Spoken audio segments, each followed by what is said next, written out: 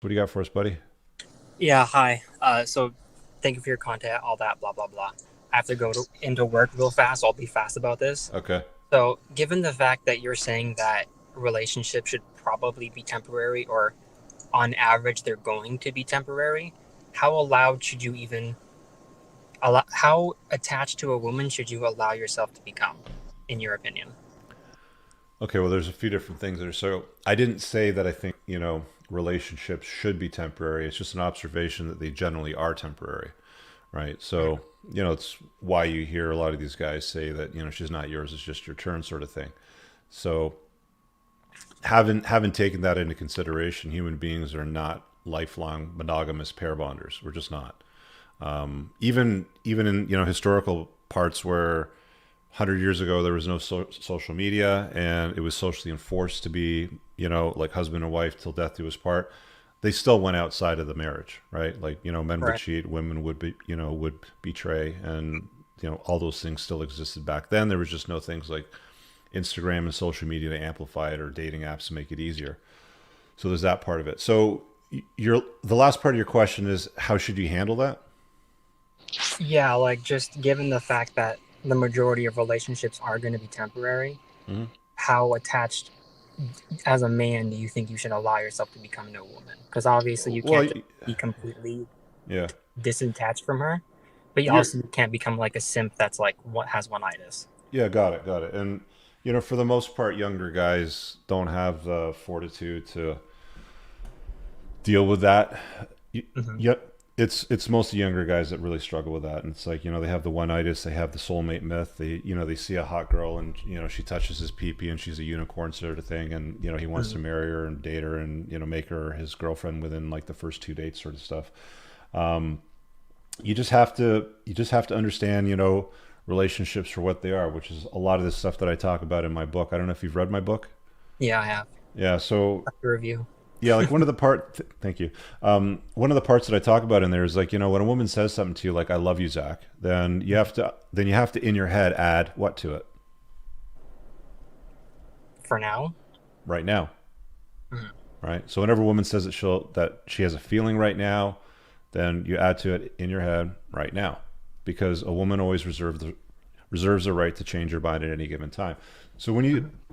understand female nature, it'll help you.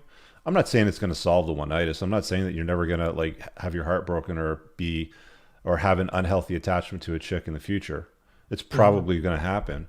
Even if you are red pilled and you understand you've unplugged from all the bullshit and all that sort of stuff, it's probably going to happen at some point. I mean, you catch the feelings for her, you catch the fifis, and she does all the cool stuff that you like. I mean, it works out for a while and then it doesn't work out for a while. And then you're Right. left hanging. And women have always had an easier time at moving from guy to guy. They're expert mate switchers. There's studies. I don't have it here in the corner of my desk anymore, but there's studies that research facilities have done where women are very very adapt to mate switching. The whole war bride notion that I also talked about in the book too, right? War Right. brides have been studied for a long time. It's a common phenomenon, but men don't have that capability. We're not evolved to deal with that as well as women are. So long and short of it is, it's going to happen. You're going to have to suck it up, Okay. right? Thank you. I mean, I can try to unplug the hell out of you and red pill you till the sun goes down and comes up tomorrow. But at the end of it all, if you don't, you know, if you haven't gone through the reps, if you haven't gone through the chaos, if you haven't dealt with it, if you haven't seen female nature for what it truly is once, twice, three times, Hmm. then you're gonna have a hard time dealing with it, right? So Yeah. it's just a matter of time. How old are you right now? 21. All right, I'll let you get back to work, but I'll keep talking. I mean, like, you can watch the rest of it, but it's just one of those things that you have to adjust to. Okay. All right, man. Well, thank you for your time. All right, Appreciate man. it. Yeah, it's like there's no quick and easy solution, guys. It's just like you know women are going to betray you. It's a fact of life. It's just going to happen. You're going to be shocked to realize that she's not sugar and spice and all things nice. And just because you say I love you, that she's always going to love you and that she's always going to be loyal to you. So you will be betrayed, and that's just part of being a man. Some guys it happens to more often than other guys. Other guys, For the rare ones, it doesn't happen to that much at all. So it is what it is. I mean, understanding female nature is one thing, but understanding it and kind of setting aside feelings is a different thing altogether. But when it happens to you a few times and you understand it and you get used to it, you move through it a lot faster and it's less of a problem for you. So if that makes sense.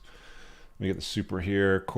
Carrie says, have Eastern EU fiance, Eastern Europe. So I'm guessing like Slovakia, like, that part, maybe like Ukraine or something like that. Amazing people, but when around other high value couples or men in public, I notice the fiance seems to vibe differently. She postures a bit more and doesn't seem present. She seems more in her head. Insight. That, my friend, is hypergamy. You put like, Eastern European women are beautiful. They are women on hard mode, if I'm being honest. I had a thing in my 20s for Eastern European women. And I mean, how can I put it? Beautiful, fun, but they are hypergamy turbocharged. I'll put it that way. If you're not on your game, if you're not competent, they have very little wiggle room for mistakes. They don't have a lot of tolerance for bullshit. Very, very hardcore people. I think it's probably from like decades of socialism and communism. I remember there was a guy that was once telling me that they're a very sad people, was what he said. Something along that lines.